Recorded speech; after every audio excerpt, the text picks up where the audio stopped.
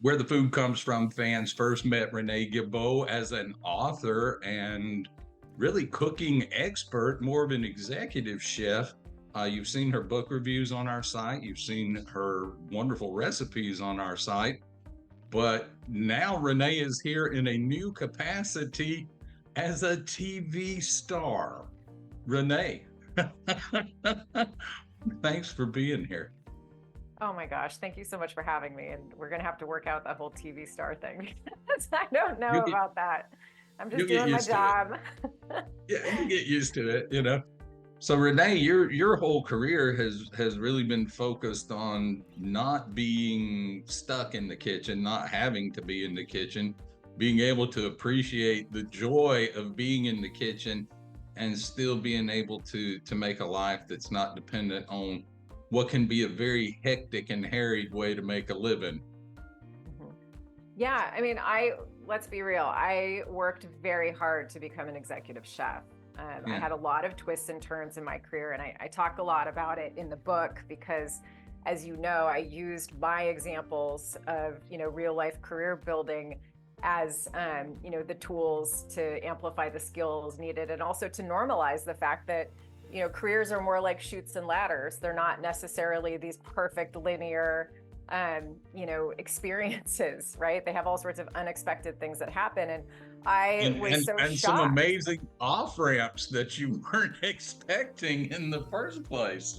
Yes, yes, absolutely true. It's so true. And I was one of those people who worked really hard to become an executive chef and then just realized I really did not like that job. I Mhm. was, I was still very green in my experience, as we all are in our 20s, and didn't really take into account, wow, there's not going to be a lot of balance in my life if I continue on this path.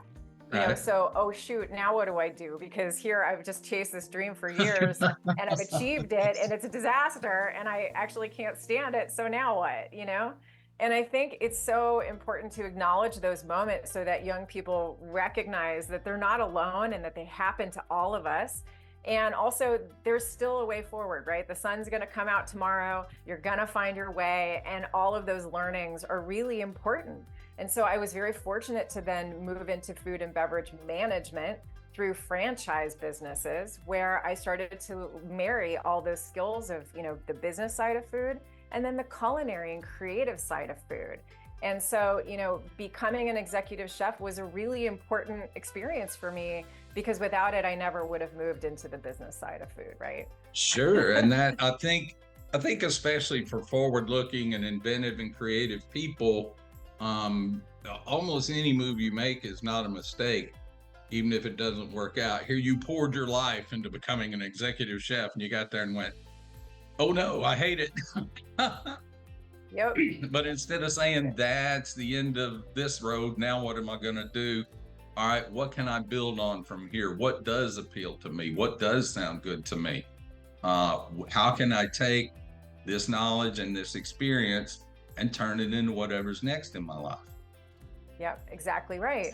And you never know, you can then find yourself, leading really large teams, executing high volume operations across, many, many dozens of restaurants and upwards of 60,000 meals a day.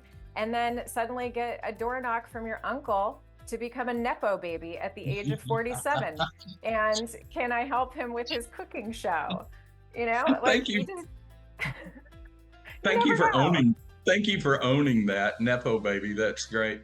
No, I mean how what an extraordinary opportunity though, and I want to get into how that all that came to happen, but we've stayed in contact since we first met through your books and through your work. I'm a super And fan, Chip. well, thank you. We are too. We got I saw a post from you on LinkedIn, and then I got a message from you on LinkedIn about Uncle Harry, and you're doing something with Uncle Harry and something a cooking show with Uncle Harry. And the first thing that I can think of is who's Uncle Harry? Because a lot of people have an Uncle Harry. Your Uncle Harry turned out to be an Uncle Harry that you really want to get that kind of phone call from. So I've always thought of Harry Hamlin as just the man, that guy, the LA Law, dashing and charming and all those things. And he certainly still is on y'all's new show, In the Kitchen with Harry Hamlin, which should say and Renee Guilbault, but so, I'm a but wing person there. I'm a security blanket there. there you go. So It's really it looks from the show like you've got a really close relationship, and like probably this has been a lifelong thing since you were a little girl, who was probably your favorite uncle and everything. Those things, the relationship between the two of you just shines right through. Uh, is this, have y'all always cooked together? Did you sometimes cook together? Was this totally random out of the blue? How did this lovely little show, what was the flashpoint for it? Yeah, I mean those are a great bunch of questions. I think Uncle Harry is, I say this on the show, just a really special adult male in my life. He, even in his most, kind of famous days, he was always just Uncle Harry, kind of protecting the legend of Pegasus, who I was obsessed with as a child, because I loved horses, and I just could not believe that Uncle Harry got to ride this winged, beautiful beast. And he never let me think, that she was not at home resting Oh, in how the fun. stable, and yeah, just knew how to keep the dreams alive. And I think, it was a real testament to him and, to Lisa. They always had their door open for me over all the years along the way. As I left home as a high school dropout, and I went through a few tumultuous years and really found my path in food. And I just really treasure the relationship, and especially as an adult, right? Somebody who's kind of on the back nine now, realizing how precious and special it is to have these kinds of relationships with family members. And so the cooking show was a real gift for us, because we got to hang out and cook. And, I was barefoot in that kitchen, and that house has been the same ever since my mom married Uncle Harry's brother when I was 3 years old. He's not Oh, wow. actually my blood uncle. And Mhm. he has always treated me exactly the same as he would if, his brother had been my father. And So, I think so that, again, that's a testament to just his character. And, he loves his family, and everything that you see and hear about him is really kind of not only accurate, but not even enough to show how big his heart is. right. So that kitchen though, that kitchen was actually part of your childhood, and then you actually grew up in that kitchen. It was always the same, and that's the thing about their beautiful home, is that it is a home, right? It's not like a museum, and it's not something that isn't, telling stories out of every corner and every crack and every family photo and every, treasure hunted antique that was found foraging through secondhand shops or on movie sets. And, it's their life, it's their home, it's their hearts. And they've always had an open door. And every time that, we've had family dinners at Christmas time, Thanksgiving time, over all the years, it was exactly what everybody has at home. People gathering around that kitchen Hmm. island and telling jokes and stories, and, screwing up some food somewhere and making other deliciousness, somewhere else, and then having a wonderful meal and leaving the experience going, I can't wait until next year. This is what life's all about, right? Gathering and connecting with family and loved ones and friends and colleagues over food. That's the joy of life. So yeah, And cooking with Uncle Harry over the years has been really fun. it's funny. I found out very early in my career that celebrities really are just like everybody else, and we certainly have a tendency to put them on a pedestal and to idealize who they are and what they are. but when you're actually working with them and know them, and I can only assume if you're related to them and they are your uncle, you understand full well this is just another human being. Some wonderful characteristics and some wonderful qualities, but he's not Harry Hamlin, the star, to you first. He's Uncle Harry to you first. Yeah, exactly right. Exactly right. So when did you get this call? When did he get this call? Who had the idea? Let's put Harry Hamlin and Renee on TV cooking. Well, so his wife Lisa, who they've been married for, I mean, I'm going to probably get this wrong, but I want to say 30 years. I mean, just like she is just, you know, kind of like the iconic matriarch glue of the family on the Hamlin side. And she was on this crazy show called, you know, The Real Housewives of Beverly Hills for 8 years. And I remember I used to watch that show, you know, kind of way before she was on it, as this kind of like, you know, car crash moment. You know, it would be on TV and I'd be kind of like, wait, people do stuff like this? Like, do they know cameras are there? You know, it's kind of having these, you know, these incredulous kind of experiences, but it was so riveting. Like, you had to watch. So when I heard she was going to be on the show, I was like really worried for her because I thought, I can appreciate, you know, maybe that. she hadn't seen the show. I was, you know. Well, you know, I was like protective and like, has she not seen this? And maybe she needs to, you know, but I was so naive and this is not my world, right? Like I'm over here living in food. And the show was a wonderful experience for her by and large and for the whole family. And Uncle Harry cooked on the show a lot, and he cooked like, you know, we cook at home, like hamburgers and hot dogs and his famous beautiful bolognese sauce. And he became really well known for his relaxed, casual, real cooking. I don't know, did you ever see that show? And did you get to see him cooking on that show from time to time I'm certainly familiar with the show, but I gotta fess up and say, not ever been a Real Housewives of anything watcher. I have seen a couple of car crash moments, like you said, but no. But I certainly know her, and I know that she really turned that on its head and made it really work for her. And that out of all of the Real Housewives series, that's one that's, you know, a little less traumatic and chaotic, I think, than some of the others. So I didn't really know the show. Yeah. I do Well, know I mean, that. look, at the end of the day,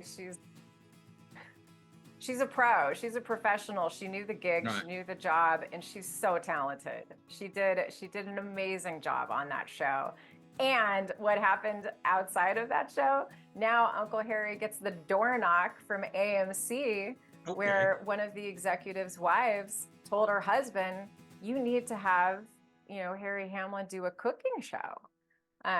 Because, you know, it was out there and the energy. And so when he called me to tell me that AMC had called him and asked him to do this cooking show, and he said, I won't do it if you won't do it with me.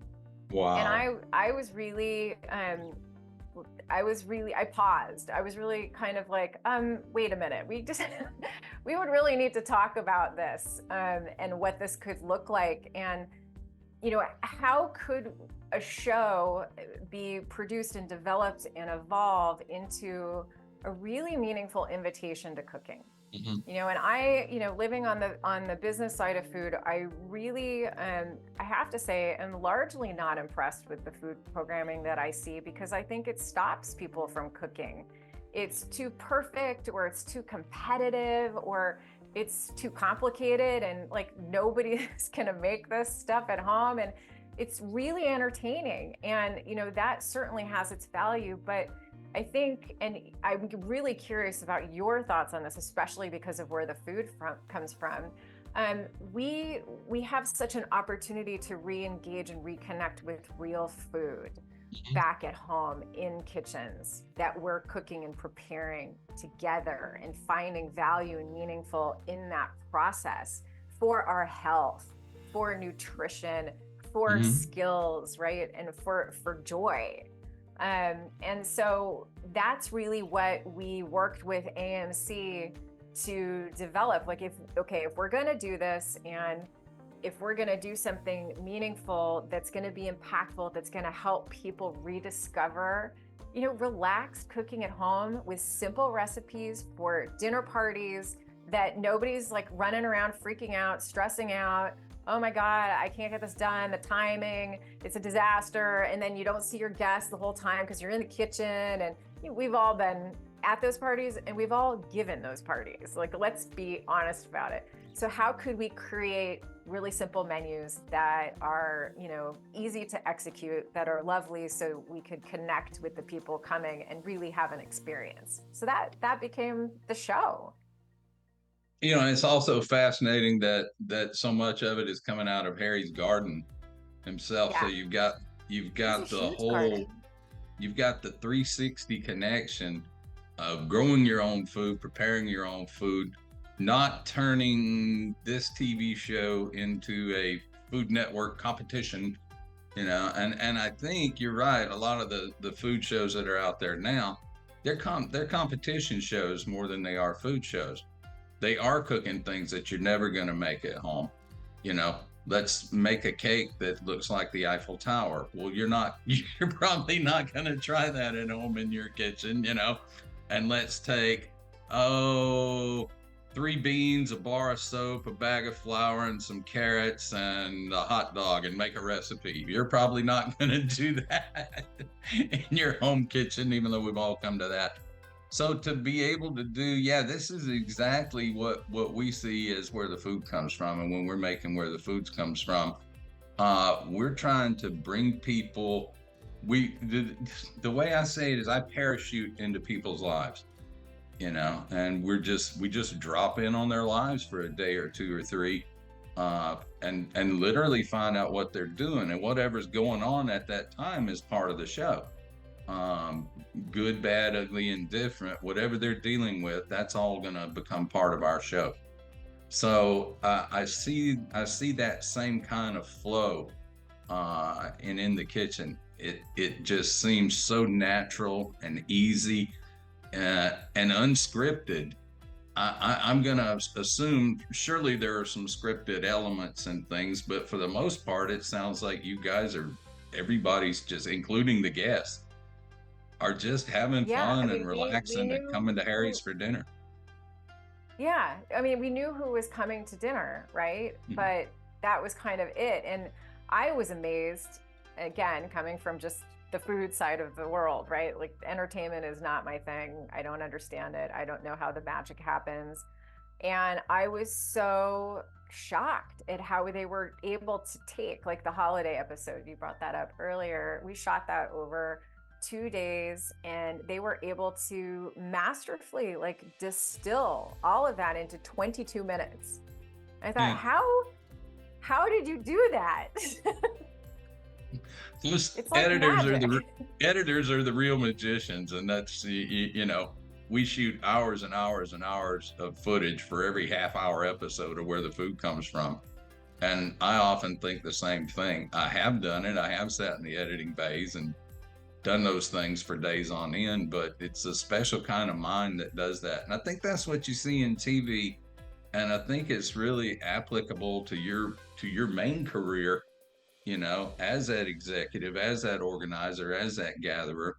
That's exactly what you see in television is somebody has to set the bar for what kind of show is this, and somebody has to provide that center and that core. In this case, it's Harry, his personality, who he is, what you wanted the show to be, which was real, and not manufactured, not, and something the stuff that didn't go right. Like, I had a fight with that Cuisinart, like that.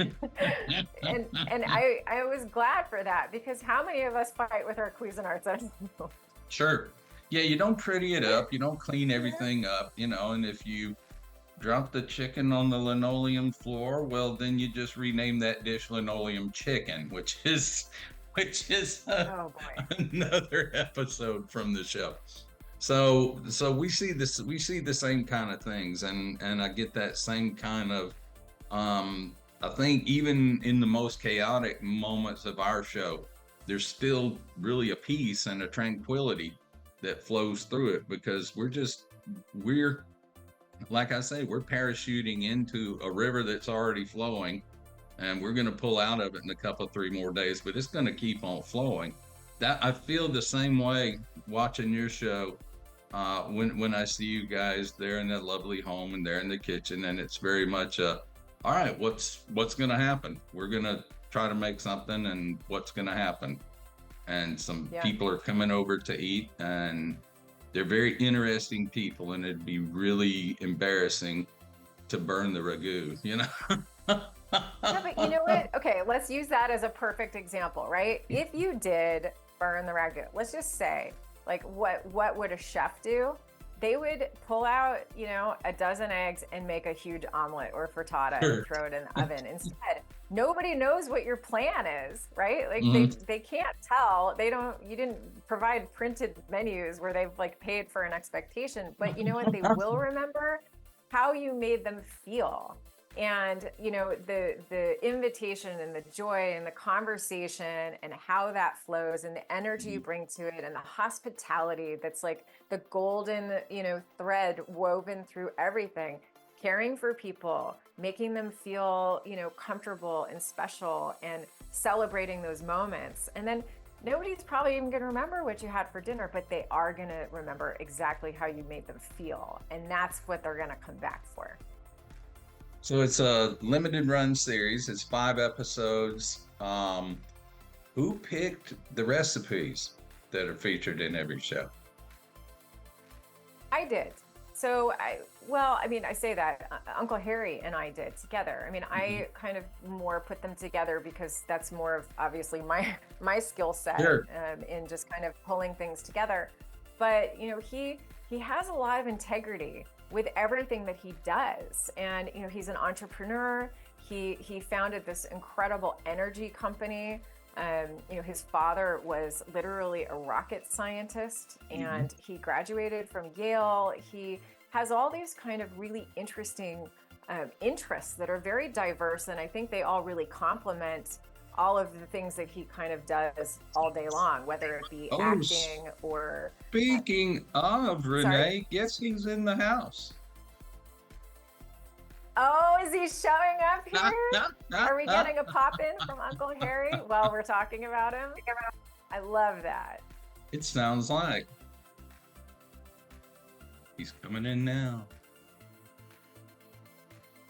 He's still muted. And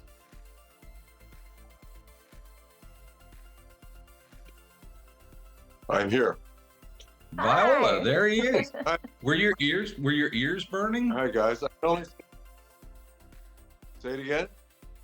Were your ears burning? Say- Because we were literally just well, talking perhaps. about you. We were literally just talking about you. Thank you so well. much for dropping in. You're in production elsewhere. We were just talking about the amazing show that you and Renee have put together. The flow, the charm, the grace. And we were just getting to the point about who selected the recipes. Was part of the conversation there. So she was just explaining that was kind of a combination of some of your favorites and your input and some of her culinary expertise, and putting it all together in a very lovely, homey fashion that I think makes everyone who tunes into the show just feel so instantly comfortable. I just described the show as, a flow of peace and tranquility, which is kind of, really, it's a lovely. We can use that right now in the world, right? Absolutely. Amen. I have to agree with Renee that it was a group effort, but I depended upon her expertise more than not. And I have to apologize also that I can only stay on this call for maybe 2 minutes because I have one thing after another scheduled this evening here in Ireland, and I can't miss any of them. So Absolutely. Thank you for being I'm here for that happy to be minute. here. If I could ask you, something we already talked to Renee about was growing up with Uncle Harry. And it's clear on the show what a special relationship you have as uncle and niece, and just how much you truly care for each other, and what a wonderful repartee you have. How fantastic to get an opportunity like this for yourself and be able to call what I'm going to guess is your favorite niece and be able to tap her on the shoulder and say, come on, let's do this. Well, I remember the day I called you, Renee, and I said that I've been offered this show, and I was very dubious about doing it unless you were by my side, and you very graciously agreed to do it with me. Thank God, because I would have been completely over my head if you had not been there. So that. Well, I'm glad that we ended up kind of doing and creating everything that we did, and it's really fun to see it take shape out in the world, and also just the sweetness of it, and the realness of it, and the way that this will swing the door open like we hoped, to get people back in the kitchen, enjoying those moments like we all have around our kitchen tables, every week, right? That was the goal. And I'm really proud of the product and the show and the way that AMC and 914 put everything together so that it is that beautiful invitation. There you go. Harry, well said. Couldn't have said it better myself. Sure. Given what we do on our show, where the food comes from, well, I'm as fascinated by your interest in gardening as in your interest in cooking. It really makes a nice 360.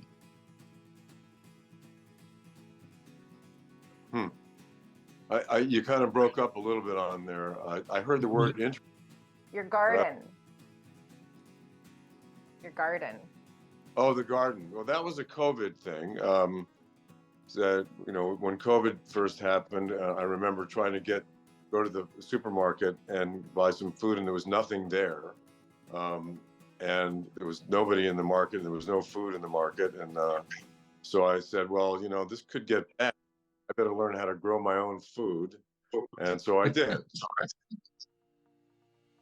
But it makes a wonderful connection, I think, when you're growing the food that sustains yourself and feeds your family and friends.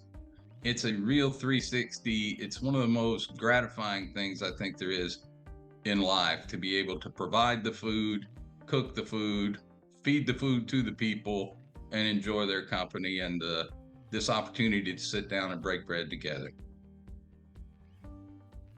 Well, that's true. What I did understand after I started growing this stuff is that I was growing more food than my family could possibly eat. So I did distribute it on my friends when I could. Listen, I do understand that you can't stay with us, and whenever you need to pop out, but we'll sit here and talk to you. I have to ask both of you, do you have a favorite episode?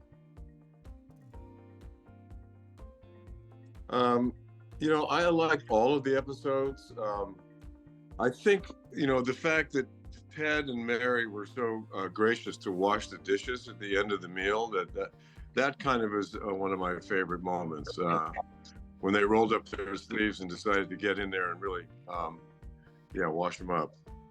And of course, you're talking about Ted Danson and Mary Steenburgen, just part of the whole cast of classy people that we associate you with, and that's kind of your run. That's your cohort, if you will. It must have been great to reach out to friends like that and people you've known a long time and say, come have some fun with me and Renee. Well, Ted and Mary were actually at our wedding at the house there, so they'd been there before, actually a few times, and it was great to have them back, and it was certainly great to have them working. You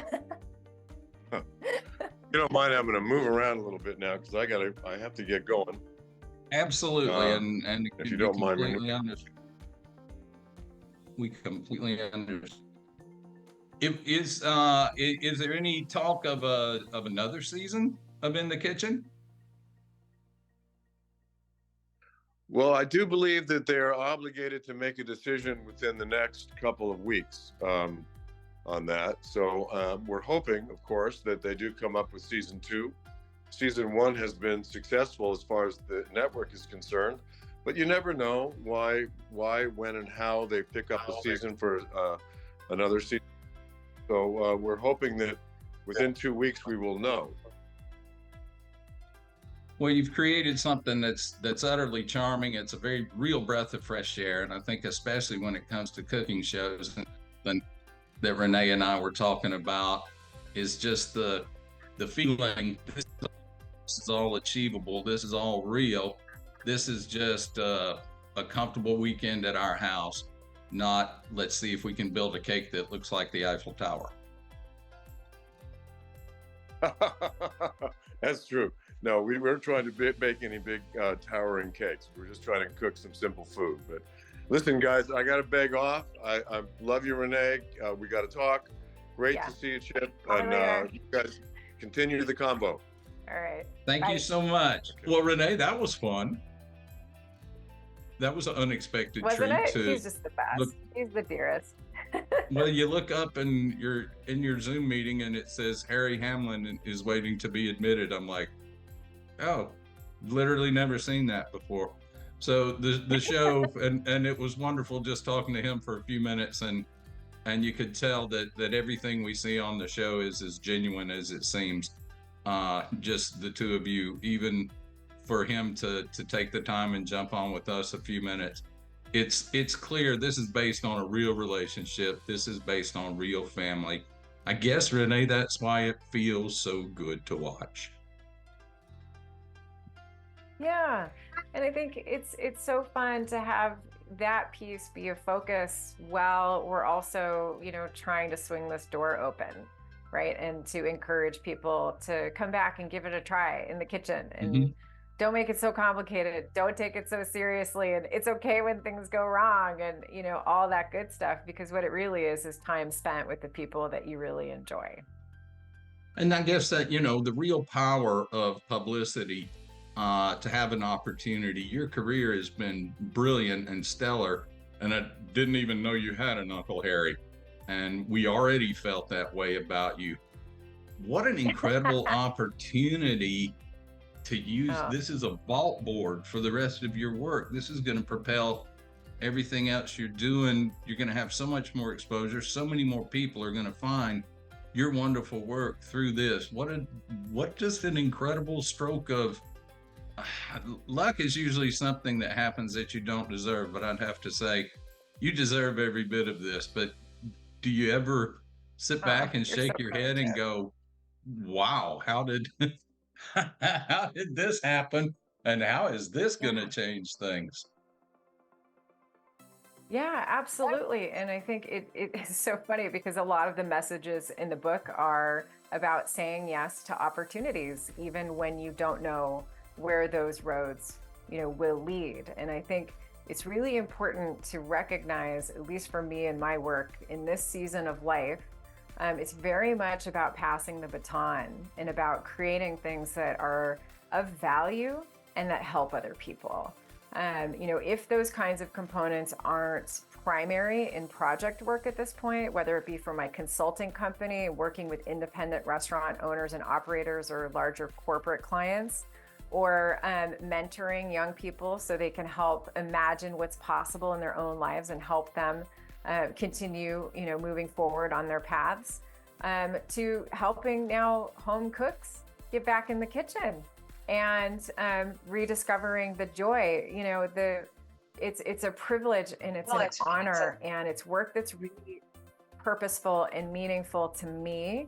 And it's important, it's how we live in our family, and to be able to bring that at this scale it's such an honor. And I hope that people are inspired to reconnect with food, and also to, take a shot, try a new recipe, and do it a little bit differently, and discover, all the fun things that unfold when you try something and you don't really know how it's going to go, or hopefully where it's going to end up. So yeah, it's a real blessing. It's a real privilege, and it's been wildly fun and meaningful for me. Well, your work you've transcended the kitchen, and gone into the other parts of the food world where you're more effective, where you're more impactful, and where you more want to be. But you look very naturally comfortable in the kitchen at Uncle Harry's house. I bet it was fun to get back in there. Well, because we're in the kitchen at Uncle Harry's. I didn't have shoes on. See, it would be intimidating enough for most people to be in the kitchen with your Uncle Harry, but you also had a stream of very high profile, wonderful guests coming through the studio. Is there an extra level of pressure when you know you're feeding people like Ted Danson and Mary Steenburgen? Are you sitting there going, "Oh, yeah, please let it be good"? Absolutely. You know, that little part of your brain that's in the back going, "Act normal, act normal." You mean like I was when Harry popped into the Zoom meeting? Yeah. Yeah. It's like, pull yourself together. Yeah. But you know, the wonderful thing about, you know, actors and entertainers is that they are also people, right? They have families. We don't often get to see those sides of them. Mm-hmm. And so to see this relaxing conversation unfold, and that particular episode was really meaningful because you have Ted and Mary talking about, you know, the opportunities that swung open for them when they were just starting their careers. And mm-hmm. Jack Nicholson stepping in to help Mary Steenburgen, who was a waitress, by the way, which, I mean, I loved all of these food connections and the journeys of others and, you know, the skills that she learned as a server in New York City when she got her big break. And it was the same, you know, Ted Danson, you know, kind of having a crush on a girl and going on an audition, and because she worked in the cafe at their college or something. Like, I can't remember exactly the details, but you know, food is all over the place, everywhere, and it adds so much to our lives, and it creates all these you know, casual moments that end up changing lives. The food's always there, right? You see this, I'm sure, all the time with where the food comes from. And Dean Norris, we didn't even get to talk about amazing Dean. And of course, we all saw Breaking Bad, and he's like the good guy. Yeah, you know, such a laid back guy too. In Temecula. Well, he's so kind, and he's just so personable and easy to talk to and joyful. But now he has a restaurant in Temecula, and it's called the Swing Inn. And so he also got to talk about that on the show. And I mean, Uncle Harry and I cannot wait to get out there and try like many things on this menu, including his liver and onions. But I think, you know, it's really fun to see all of these different sides of people who are, you know, kind of like, for you and I, superstars, but also, you know, living their best lives and exploring things, and how much food is intertwined. It's so cool. We say it all the time around here. There's no better way to get to know people and know who they really are than to sit down and break bread together. And it doesn't matter if you're some of the most famous faces on the planet or just the folks next door. Yeah, so true. So true. We do big heart there. Renee, thank you so much. The show is In the Kitchen with Harry Hamlin. I do hope there will be a season 2. I did hear Harry say that those cards are in the wind right now, and we all know how the TV world works. And you know, I hope there'll be more, because we need more of this kind of programming that really brings, we say all the time, food and agriculture touch every second of every minute of every hour of every life. We can't get away from it. So when we're able to harness it and put it in perspective and put it in the place that it deserves, I think we find it really, really enriches us all. So true. Thank you so much for having us in the show, featured on your incredible show, Chip. I'm a massive super fan and really appreciate your work, and can't wait to keep seeing the seasons coming online. Thank you so much. We just about wrapped up season 5 now, and we've got some really cool things ahead. We went to an egg producer where they do 2 million eggs a day, And you talking about being in a hen house with 11,000 cage-free chickens. It's quite an Oh, experiment. And then we went down almost I into the can't. Everglades with some agroforestry pros. I lovingly called them eco hippie farmers. You know, they're growing consortiums with a coconut tree, with a banana tree under it, with a bush producing something under it, with a ground crop under it, doing it all without irrigation, doing it all organically. It's just all part of the big expanding picture of where the food comes from and how it gets to us. Um, Thank you so much for sharing part of your journey with us. Thanks, Chip. Take good care. Hopefully see you soon. You too.